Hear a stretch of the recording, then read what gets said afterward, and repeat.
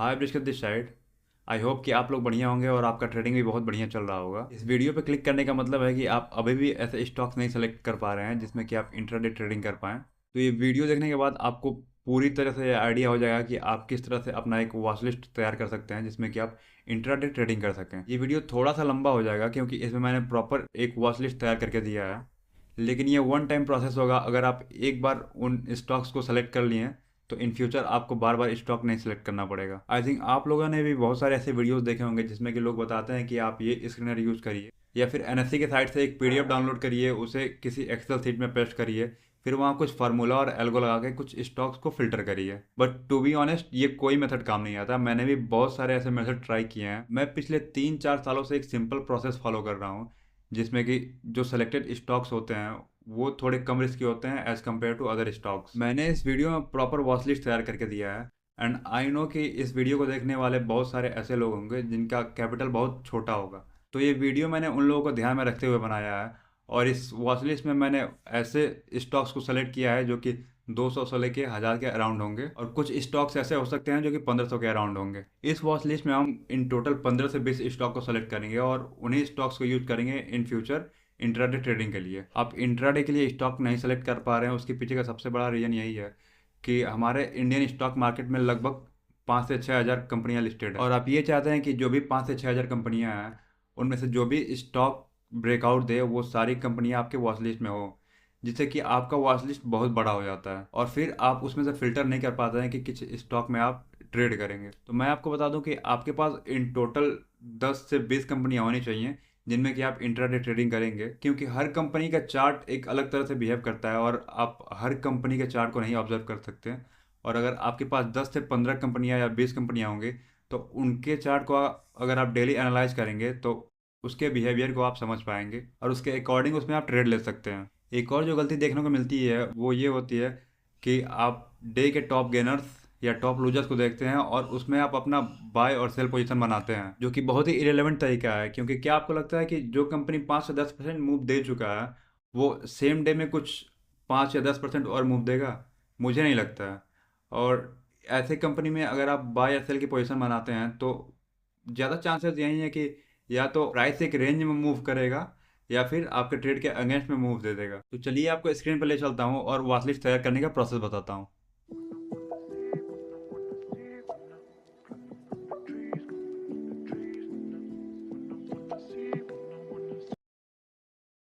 यहाँ जो हम स्टॉक सेलेक्ट करेंगे वो सेक्टर वाइज करेंगे।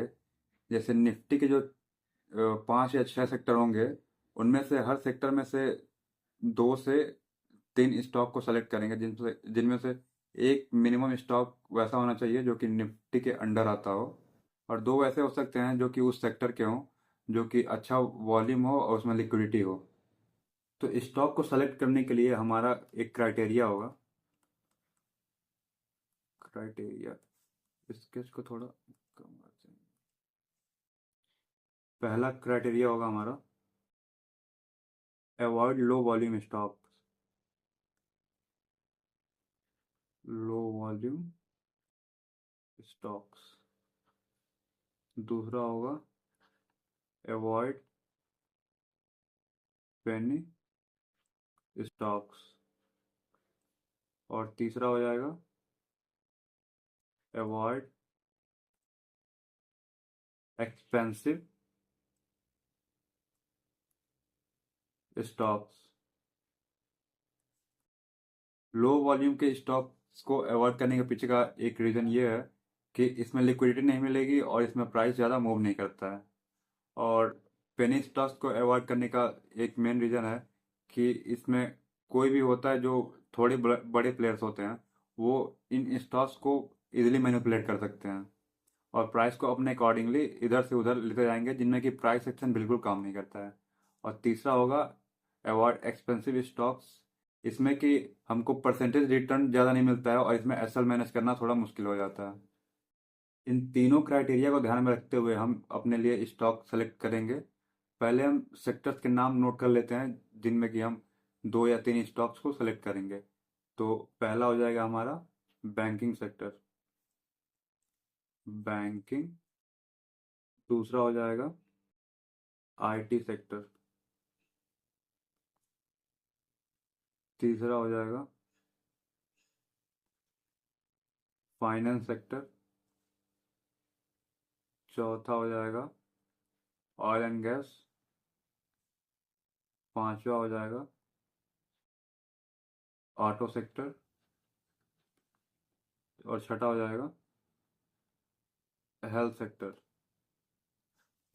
अब इनमें से हम दो या फिर मैक्स टू मैक्स तीन स्टॉक को हम सेलेक्ट करेंगे, जिनमें कि एक मिनिमम हमारा स्टॉक होना चाहिए, वो निफ्टी के अंडर आना चाहिए।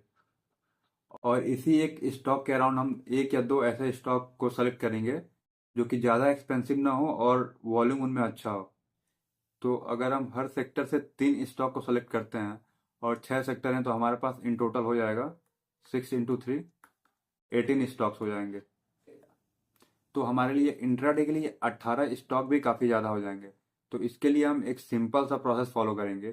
जैसे मान लीजिए आज निफ्टी ओपन हुआ और ये पॉजिटिव मूव दे रहा है, तो हम निफ्टी के मूव को ऑब्जर्व करते हुए ऐसे सेक्टर्स को सेलेक्ट करेंगे जिनका सेम सेंटिमेंट निफ्टी के अकॉर्डिंग है। जैसे आज निफ्टी पॉजिटिव है, तो उस सेक्टर का भी सेंटिमेंट पॉजिटिव होना चाहिए, और अगर निफ्टी नेगेटिव है तो इस सेक्टर का सेंटिमेंट भी नेगेटिव होना चाहिए। जैसे कि मान लीजिए कि आज मार्केट ओपन हुआ और निफ्टी पॉजिटिव चल रहा है, तो इनमें से ऐसा पॉसिबल नहीं है कि छः के छः स्टॉक भी एकदम पॉजिटिव ही होंगे। इनमें से कुछ ऐसे स्टॉक्स, कुछ ऐसे सेक्टर्स होंगे जो कि निगेटिव सेंटिमेंट दे रहे होंगे या फिर एक न्यूट्रल सेंटिमेंट दे रहे होंगे।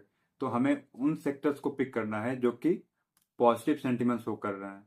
तो इनमें से मान लीजिए कि दो या तीन ऐसे सेक्टर होंगे जिनमें कि पॉजिटिव सेंटिमेंट शो हो रहा है। तो इनमें से हमको तीन सेक्टर मिल जाएंगे और तीन सेक्टर तो वैसे एलिमिनेट हो जाएंगे। तो हमारे पास इन टोटल हो गए 9 स्टॉक्स। अब इन 9 स्टॉक्स में से भी हम कुछ स्टॉक्स को फिल्टर करेंगे। हम उन स्टॉक्स को सेलेक्ट करेंगे जो अप ट्रेंड में होंगे या अपने किसी सपोर्ट या रेजिस्टेंस लेवल के पास होंगे, या फिर वो कोई चार्ट पैटर्न या फिर कैंडलस्टिक पैटर्न क्रिएट कर रहे होंगे। तो इस तरह से अगर हम ऑब्जर्व करेंगे तो इसमें से 3 से 4 स्टॉक हमारे सामने निकल के आएंगे और इनमें हम ट्रेड लेंगे। तो इस तरह से हमारे पास एक 18 स्टॉक का यूनिवर्स होगा और उनमें से हम बस 3 से 4 स्टॉक में इंट्राडे ट्रेड करेंगे, और इसके बाहर हमको जाना ही नहीं है, क्योंकि ये जितने भी स्टॉक्स होंगे वो निफ्टी के अराउंड के ही स्टॉक होंगे, और इसलिए इसमें मैनिपुलेशन का भी रिस्क काफ़ी कम होगा। तो चलिए उस प्रोसेस को देखते हैं और वॉच लिस्ट क्रिएट करते हैं। तो सबसे पहले हम यहाँ सर्च करेंगे sector wise stock money control, और फिर जो ये पहला लिंक आएगा हमारा मनी कंट्रोल का, उस पर क्लिक करेंगे। और उसके बाद से यहाँ हम देखेंगे कि यहाँ सारे सेक्टर दिख रहे हैं, जिसमें कि banking sector, IT, finance, automobile, health care, और एक और ऑयल एंड गैस। नीचे और सारे सेक्टर हैं, लेकिन हम इनमें से टॉप 6 जो सेक्टर हैं उन्हीं में से स्टॉक को पिक करेंगे। तो सबसे पहले हम बैंकिंग सेक्टर के स्टॉक को पिक करेंगे।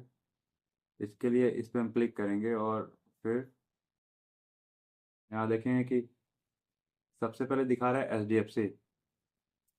तो एच डी एफ सी एक ऐसा स्टॉक है जो कि बैंक निफ्टी में काफ़ी क्रूशियल रोल प्ले करता है, और बैंक निफ्टी जो है वो निफ्टी 50 का डायरेक्शन डिसाइड करता है कि वो किस साइड जाएगा, क्योंकि उसका वेटेज काफ़ी ज़्यादा है निफ्टी 50 में।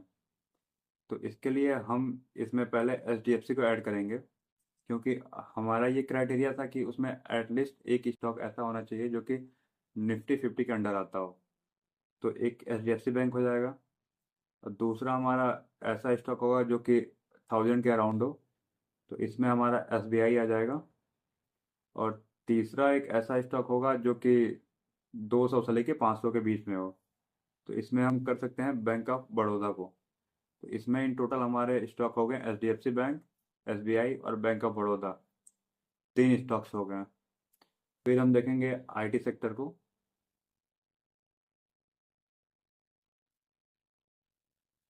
इसमें देखेंगे कि टीसीएस काफ़ी महंगा स्टॉक है, 3910 रुपये में ट्रेड कर रहा है ये। तो हम ऐसे स्टॉक को अवॉइड करेंगे जो कि काफ़ी एक्सपेंसिव है, क्योंकि इनमें एक तो एसएल बड़ा लगेगा, और दूसरा जो इसमें परसेंटेज रिटर्न होगा हमारे कैपिटल का वो काफ़ी ज़्यादा नहीं होगा। और वही अगर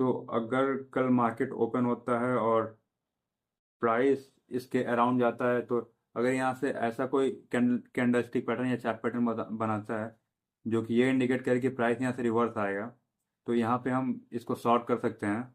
या फिर ब्रेकआउट दे के अपसाइड में निकलता है तो यहाँ पे हम अपसाइड के लिए ट्रेड प्लान कर सकते हैं। और अगर ये डाउन साइड में आता है तो इसके लिए हम पहला टारगेट इसके डाउन साइड को रख सकते हैं और दूसरा टारगेट इसके लो को रख सकते हैं। तो इस तरह से आप सपोर्ट एंड रेजिस्टेंस को मार्क करेंगे और उसके अकॉर्डिंगली आप ट्रेड प्लान करेंगे।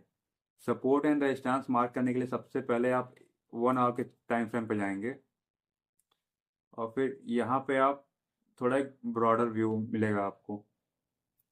जैसे ये लेवल आप देख सकते हैं, ये एक सपोर्ट का काम कर रहा है यहाँ पे एचडीएफसी बैंक में,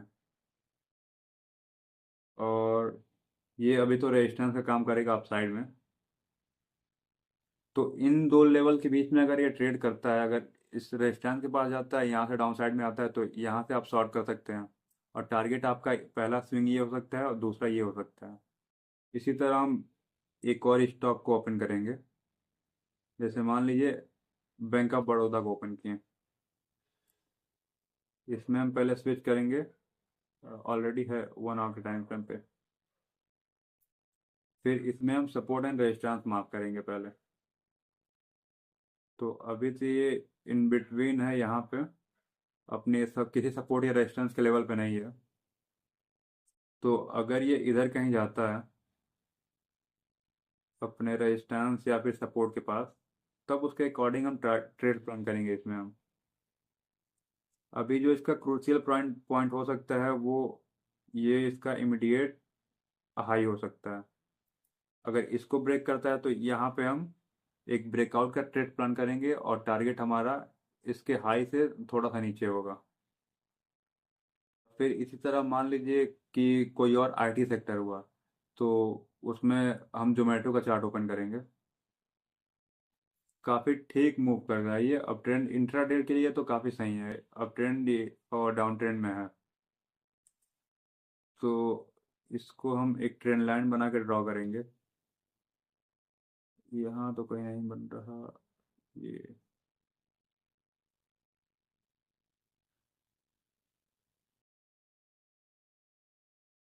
ये एक फेक ब्रेकआउट इसे कह सकते हैं, इसे हटा देते हैं। ट्रेंड लाइन में अगर जितने डॉट हमारे कनेक्ट होते हैं उतनी एक्यूरेट ट्रेंड लाइन होती है हमारी। तो अभी ये डाउन साइड में अपने इस सपोर्ट लेवल के पास है। तो अगर यहाँ पे आके इधर से कहीं ब्रेकआउट देता है अप साइड में, तो उसके अकॉर्डिंग हम छोटे टाइम फ्रेम पे ट्रेड प्लान करेंगे। इसमें हम हर स्टॉक में बड़े टाइम फ्रेम यानी कि 1 आवर के टाइम फ्रेम पे सपोर्ट एंड रेजिस्टेंस मार्क करेंगे और 15 मिनट या फिर 5 मिनट के टाइम फ्रेम पे हम इसमें अपने एंट्री बनाएंगे। जैसे ये स्विगी का चार्ट काफ़ी अट्रैक्टिव दिख रहा है। ये पहले डाउन ट्रेंड में आया था, फिर यहाँ से अपना चेंज ऑफ कैरेक्टर दिखाया और फिर यहाँ से अपसाइड में मूव कर रहा है। इनको आप 5 मिनट या फिर 15 मिनट के टाइम फ्रेम पे आप ट्रेड कर सकते हैं। जैसे ये आज का जो मूव दिया है वो दिखा रहा है यहाँ पे। तो इसको आप अगर मेज़र करेंगे, तो अगर आप अपनी एंट्री इधर कहीं भी बनाए होते तो भी आपको ये अच्छा खासा रिटर्न दे दिया होता 2% का। अगर आप लिवरेज यूज करते हैं तो ये काफ़ी अच्छा रिटर्न आपको दे दिया होता। और इंट्राडे में तो लिवरेज मिल ही रहा है, 5x का लिवरेज तो हर ब्रोकर दे रहा है आजकल। तो इस तरह से करके आप सारे स्टॉक्स में 1 आवर के टाइम फ्रेम पे सपोर्ट एंड रेजिस्टेंस मार्क करिए और फिर अपनी एंट्री 5 मिनट या 15 मिनट के टाइम फ्रेम पे बनाइए और उसके अकॉर्डिंग आप ट्रेड प्लान करिए। और इससे बाहर कहीं आपको ट्रेड करने की ज़रूरत ही नहीं है। और जब आप इन सारे चार्ट को आप डेली देखेंगे, ऑन डेली बेसिस देखेंगे, तो हर चार्ट का एक अपना अलग नेचर होता है। तो आप हर चार्ट को ऑब्जर्व करेंगे तो उसके अकॉर्डिंग आप समझेंगे कि कौन सा चार्ट किस तरह से मूव कर रहा है। तो वो चीज़ें समझने के बाद उन पर्टिकुलर स्टॉक में आपको ट्रेड करना काफ़ी इजी हो जाएगा। आई होप कि ये प्रोसेस आपको अच्छा लगा हो। और अगर आपने कभी ये प्रोसेस फॉलो नहीं किया है, कभी इस तरह से स्टॉक को फिल्टर नहीं किया है, तो एक बार इसको ट्राई करके ज़रूर देखिए। आई एम श्योर कि ये आपको काफ़ी अच्छा रिजल्ट देगा। Okay, thank you for watching.